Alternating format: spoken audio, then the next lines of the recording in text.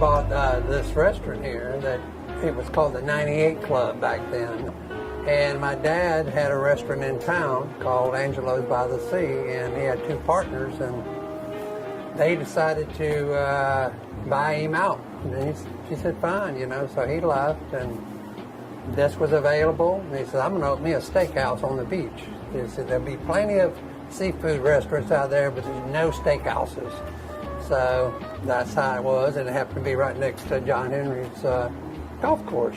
My dad was a lifelong golfer, and believe it or not, my grandfather was instrumental in building Panama Country Club.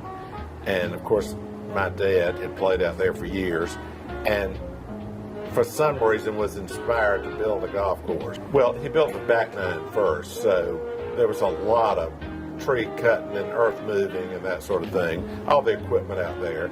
And believe it or not, he did a lot of it himself. He bought a bulldozer, which I think was the happiest day of his life, and of course shoved everything in sight over. And so I definitely remember that. When I came out here with my dad, when he always wanted to work, so I was like, I think 8 or 9 years old, and he put a little apron on me and set me back there on the stool, and I'd peel some potatoes.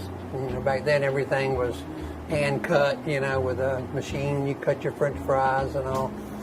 It was just a time that, you get in the car, come on, we're going to the restaurant.